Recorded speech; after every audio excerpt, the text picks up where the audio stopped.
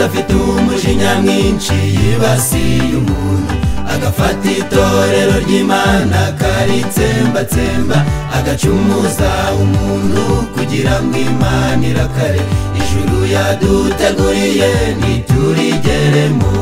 Mbega amarira menshi, mbega agahinda kenshi, abasomye ibitabo byinshi bagasobanukirwa n'uburiganya bwa Satani nibo bafashe iya mbere mu kugabamo itorero ibice n'amatiku menshi. Mbega amarira menshi, mbega agahinda kenshi, abasomye ibitabo byinshi bagasobanukirwa n'uburiganya bwa Satani nibo bafashe iya mbere mu kugabamo itorero ibice n'amatiku menshi.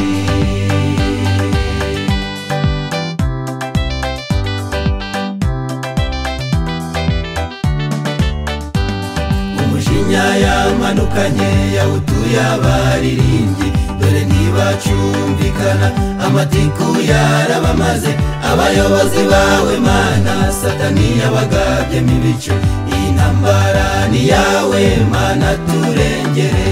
Mbega amarira menshi, mbega agahinda kenshi, abasomye ibitabo byinshi bagasobanukirwa n'uburiganya bwa Satani nibo bafashe iya mbere mu kugabamo itorero ibice n'amatiku menshi. Mbega amarira menshi, mbega agahinda kenshi, abasomye ibitabo byinshi bagasobanukirwa n'uburiganya bwa Satani nibo bafashe iya mbere mu kugabamo itorero ibice n'amatiku menshi.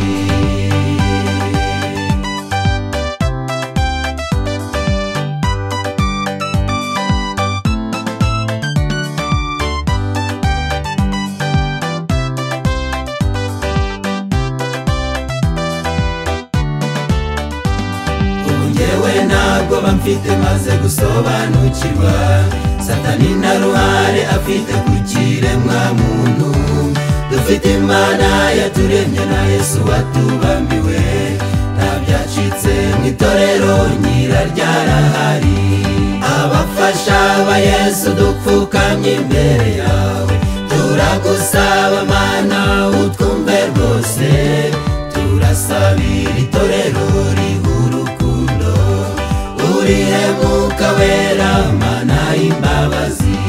Abafasha ba Yesu dupfukamye imbere yawe turagusaba Mana utwumve rwose, turasabira itorero urukundo urihemuka wera Mana y'imbabazi.